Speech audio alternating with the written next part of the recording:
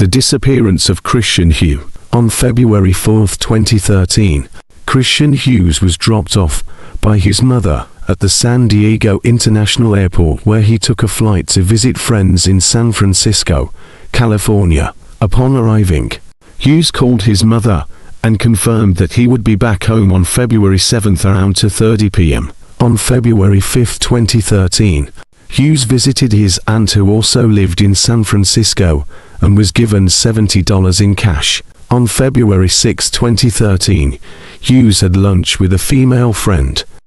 He was last seen at his friend's place in the 900 block of Capitol Avenue in San Diego, California around 12:30 am. On February 7, 2013, his friends woke up around 10 am, but Christian Hughes was nowhere to be seen. He reportedly packed his belongings and left his friend's place in the middle of the night before his flight home. Christian Hughes never returned home and has never been heard from again. He left without notifying his friends, who had planned on driving him to the airport. On February 8, 2013, his family filed a missing persons report with the San Francisco Police Department when Christian Hughes failed to make it back home. On February 7, 2013, a text message was last sent from Hughes' cell phone at approximately 1:18 am. He never made it to his flight with Virgin America Airline later that day. On April 17, 2014, unconfirmed sightings of Christian Hughes were reported on Haight Street in San Francisco, California. The man, who was seen accompanied by a blonde woman, reportedly had curly long hair and visible tattoos on his arms, according to a witness. Not much has been released through the media about the disappearance of 20-year-old Christian Hughes from San Diego, California. He vanished on February 6 after traveling to San Francisco to visit friends. After arriving on February 4 and getting money from his aunt, who offered to pay for half of his plane ticket so he would have money to spend in the city. Sometime between 2 am and 10 am on February 6, it appears Christian packed up all of his belongings and left his friend's home and hasn't been seen since. That automatically seems fishy. Why would someone from out of town pick up and leave in the middle of the night, with no car, the day before he was supposed to, without leaving a note or saying anything? And he hasn't texted or called anyone. The last text sent from his phone was around 1:18 am on February 6. Who was that to? Do we know the content?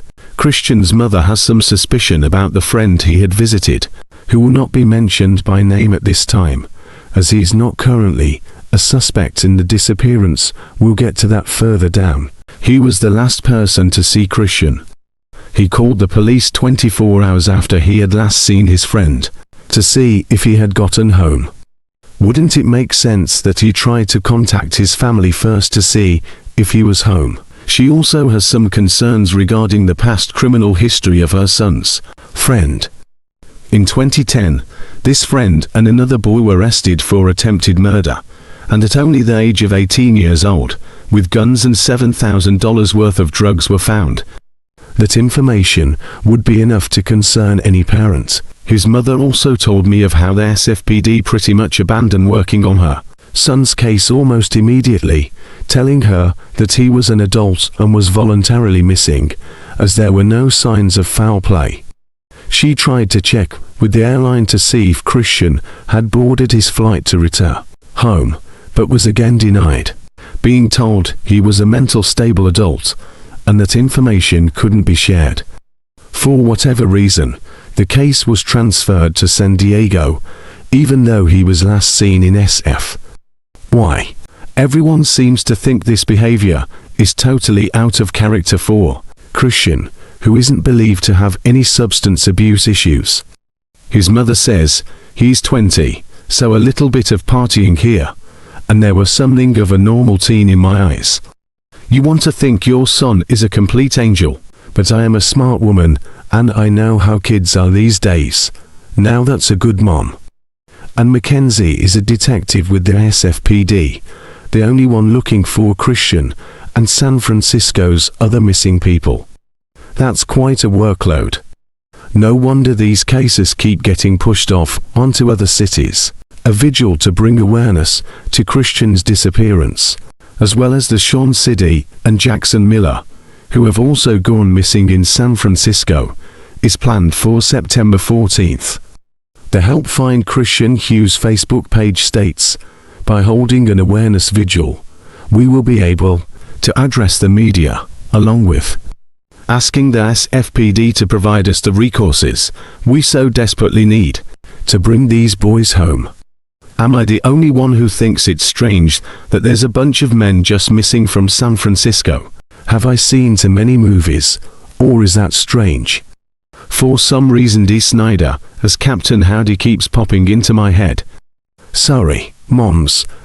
Please don't look that up, maybe it's just small town mentality. But how do people just disappear?"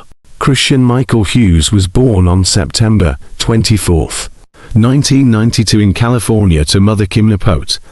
His father died shortly before he disappeared. At the time of his disappearance, Hughes was living in San Diego, California, and worked at Taco Bell. He was described as mentally stable and had no history of running away. Christian's case is one of the missing California Five, along with Sean Siddy, Sean Dickerson, Jackson Miller, and Cameron Remmer, a group of young men who went missing from San Francisco in the early 2010s. All five were last seen in San Francisco between 2010 to 2013, leading some to question whether they were met with foul play. Police found no evidence, means or motive for foul play in Christian Hughes' disappearance. The circumstances of Christian Hughes' disappearance remain unclear and his case is currently classified as missing. His case remains unsolved.